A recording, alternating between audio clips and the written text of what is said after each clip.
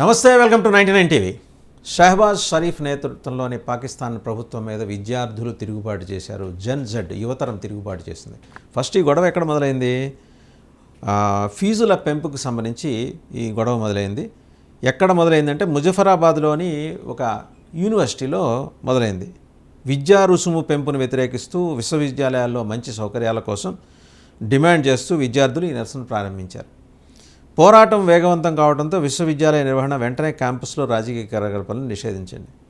మనం దేనైనా అడ్రస్ చేయడం చేత కాలేదనుకోండి, దాన్ని క్లోజ్ చేయటమో, దాన్ని పక్కన పడేయటమో, లేకపోతే దాన్ని మించిన సమస్యను సృష్టించి లేదా ఉందనే ఒక భ్రమ కల్పించి దీన్ని బాగా మినిమైజ్ చేయటం, మరుగుజ్జులాగా చూపించడం. పాకిస్తాన్ ఇప్పుడు అదే చేస్తుంది. బట్ అక్కడ మొదలైంది యువతరం చేస్తున్న జెన్ జెడ్ ఆందోళన. నేపాల్లో ఏమైందో చూసాం కదా. అలాగే నేపాల్లో ఆ ఆందోళన ఆ స్థాయికి చేరుకోవటానికి కారణం ఏంటో కూడా తెలుసు.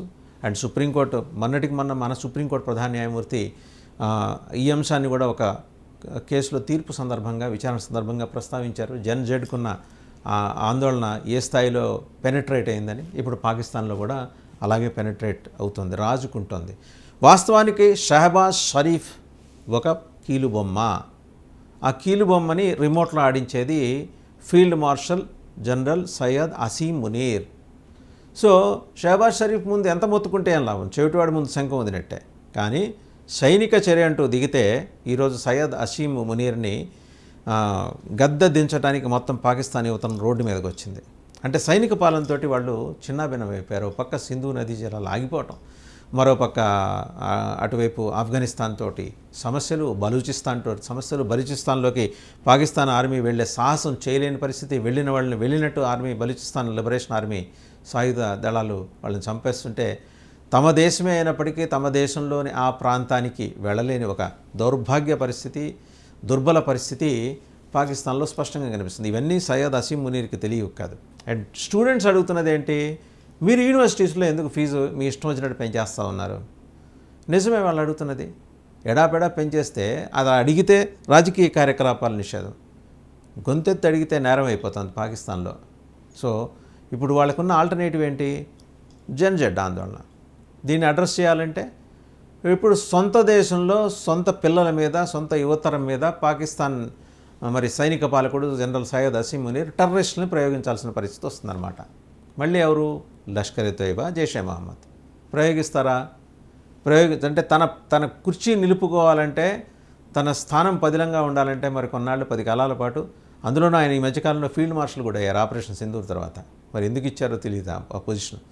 అది నిలుపుకోవాలంటే దాన్ని అణిచివేయాలంటే పాకిస్తాన్ సాయుధ బలగాలకి అంత శక్తి లేదు. మరి ఎవరికి శక్తి ఉంది? వాళ్ళ దగ్గర ఉండే వాళ్ళు పెంచి పోషించే టెర్రరిస్టులకు శక్తి ఉంది, ఆ టెర్రరిస్ట్ క్యాంపులకు శక్తి ఉంటుంది. సో ఇప్పుడు ఆ రెండు సంస్థలను అందులో వినియోగించాలని సయ్యద్ అసీం మునీర్ భావిస్తున్నారట. అంటే మనం చదువుకుంటుంటాం, చిన్నప్పుడు చదువుకొని ఉంటాం, పాము తన పిల్లల్ని తానే కబళిస్తుంది, తినేస్తుందని. ఈరోజు ఈ యువతరాన్ని కబళించడానికి అసీం మునీర్ ఉగ్రవాద మొక్కల్ని వాళ్ళ మీద ప్రయోగించే ప్రమాదం కనిపిస్తోందని అంతర్జాతీయ కథనాలు వస్తున్నాయి. దాంట్లో వాస్తవం ఎంతో మనకు తెలియదు. కానీ ఒకటి, వాళ్ళ ఆందోళనలు అయితే అంత తక్కువ చేసి చూడలేం.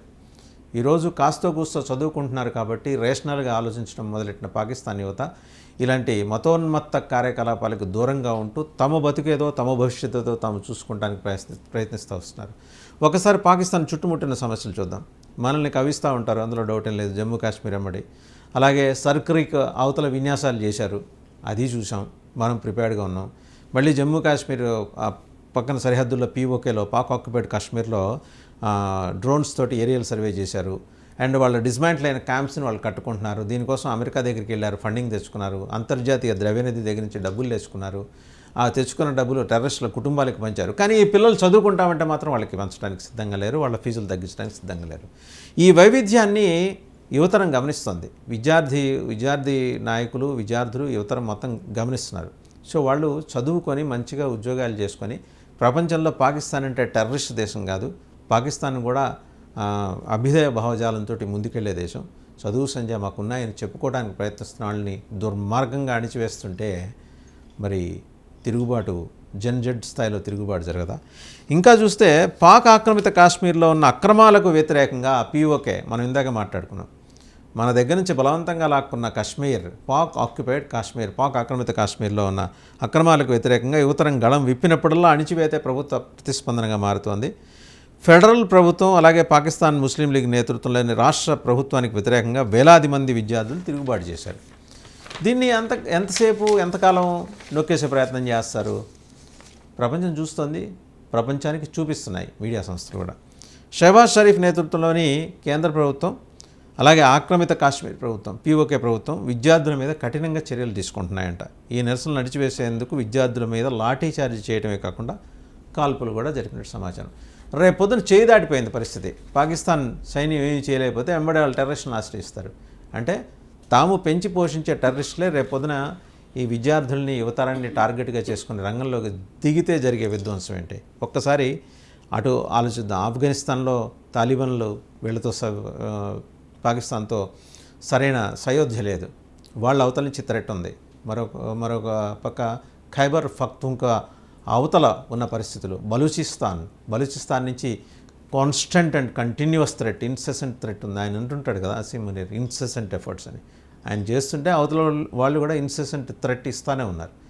ఇన్ని వైపుల నుంచి చుట్టూ. మరోపక్క సింధు జలాలు ఆగిపోయిన తర్వాత ఏమీ చేయలేను. సింధు ప్రాంతంలో ఎక్కువ భాగం 75 నుంచి 80% ఇది రైతులు వ్యవసాయ ఆధారిత భూమి. వాళ్ళు తిరుగుబాటు చేసి వాళ్ళ హోమ్ మినిస్టర్ని కాలబెట్టారు ఆపరేషన్ సింధు తర్వాత. ఓ పక్క మళ్ళీ అవతల నుంచి భీకర ప్రతిజ్ఞలు వస్తుంటాయి. సింధులో నీళ్లు సింధుకి నీళ్లు వదలకపోతే మీ రక్తం పారిస్తూ ఉంటాడు ఆయన బిలావల్ భుట్టో. ఈయనకు మించి ఇంకొక ఆయన ఉన్నాడు రక్షణ మంత్రి. ఆయన ఇంకా ఒక అడుగు ముందుకేసి ఏమైనా జరగచ్చు, మేము పేల్చేస్తూ ఉంటాడు ఆయన. అంటే స్థిమితంగా మతిస్థిమితం ఉండి మాట్లాడుతున్నారో లేదో తెలియట్లేదు. కానీ ఒక పక్క వాళ్ళ దేశ ప్రజల అవసరాలని తీర్చలేక, రైతుల ఆకాంక్షలకు అనుగుణంగా నడుచుకోలేకపోక స్టూడెంట్స్ని, విద్యార్థుల్ని టార్గెట్ చేసి సొంత పిల్లల మీదే కాల్పులు జరిపిస్తున్న పాకిస్తాన్ ప్రభుత్వాన్ని ప్రపంచం చూస్తుంది. రేపొద్దున ఇంటర్నేషనల్ హ్యూమన్ రైట్స్ ఆర్గనైజేషన్స్ అక్కడ దిగితే పరిస్థితి ఇవాళ వాళ్ళు ఆరోపిస్తున్నారు కదా గాజా మీద ఇజ్రాయెల్ చేస్తున్న దాడులని. How different this is from Gaza మీద జరుగుతున్న ఇజ్రాయెల్ దాడులు అనే ప్రశ్న కూడా విద్యార్థులు లేవనెత్తున్నారు. సో పాకిస్తాన్ యొక్క నగ్న స్వరూపం ఇది. ఏ రకంగా వాళ్ళు బిహేవ్ చేస్తారు, వాళ్ళకి వ్యతిరేకంగా మాట్లాడితే ఎవరినైనా ఎలా వాళ్ళ పదఘట్టనల కింద నలిపేస్తారు అని చెప్పడానికి దీన్ని ఒక ప్రమాణంగా మనం చూపించవచ్చు. ఇంకా ఏం చేస్తున్నారంటే, బంగ్లాదేశ్ మాదిరిగా ఈ పోరాటం చెలరేగితే పాలకులు దేశం విడిచి పారిపోయే పరిస్థితి ఏర్పడవచ్చని కూడా చెప్తున్నారు. నిజంగా అదే జరుగుతుందా? ఎవరు పారిపోతారు? ఎక్కడికి పారిపోతారు? షహబాజ్ షరీఫ్ పారిపోతాడు. జనరల్ సయ్యద్ అసీం మునీర్ కూడా, ఫీల్డ్ మార్షల్ సయ్యద్ అసీం మునీర్ కూడా వాళ్ళు they have safe havens in England. వాళ్ళకి కొంపాగోడు ఉన్న ఇంగ్లాండ్లో వాళ్ళ పిల్లలు బ్రహ్మాండంగా చదువుకుంటారు, బ్రహ్మాండమైన ఉన్నత విద్య అభ్యసిస్తుంటారు. కానీ ఈ పిల్లలు పాకిస్తాన్లోని సాధారణ మధ్యతరగతి కుటుంబాలకు చెందిన పిల్లలు వాళ్ళ యూనివర్సిటీలో ఫీజులు పెంచేసి రాచి రంపాన పెడుతున్నారు. ఒకవేళ ఈ తిరుగుబాటు కనుక జరిగితే శ్రీలంక చూసాం, నేపాల్ చూసాం, రేపు పొద్దున పాకిస్తాన్ కూడా చూడబోతున్నామని చెప్పేసి స్లోగన్స్. పాకిస్తాన్ ఆక్రమిత కాశ్మీర్ని భారతదేశంలో కలిపేయాలని, తాము భారతీయులుగా శాంతియుతమైన ఆరోగ్యకరమైన జీవితాన్ని గడుపుతామని చాలామంది విద్యార్థులు నినాదాలు చేస్తున్నట్టుగా కూడా సమాచారం. So it's a major development. So PoK కనుక భారతదేశంలో కలిస్తే ఉండే పరిస్థితి ఏంటి, దాని పరిణామాలు ఎలా ఉంటాయి, అండ్ దాన్ని పాకిస్తాన్ జీర్ణించుకుంటుందా, లేదా ఆ ముసుగులో మళ్ళీ ఎవరినైనా ఇక్కడికి పంపించి పాక్ ఆక్యుపైడ్ కాశ్మీర్ నుంచి భారతదేశంలోకి పంపించేసి ఏదైనా గొడవలు రేగొట్టచ్చా చెప్పలేం. కన్నింగ్ కంట్రీ అండ్ దేశం అని పిలిపించుకునే ఒక అర్హత లేకుండా ప్రపంచంలోని 157 దేశాల్లో ఎలినేట్ అయి ఉన్న ఒక దుర్మార్గపు ప్రాంతం అది. సో వాళ్ళ పాలకులు ఏ రకంగా ఆలోచిస్తారు, వాళ్ళ పిల్లల్ని, స్టూడెంట్స్ని, యువతరాన్ని ఏ రకంగా రాచరంపాన పెడుతున్నారో ప్రపంచం చూసిన తర్వాత వాళ్ళు ఎలా రెస్పాండ్ అవుతారో వేచి చూడాలి.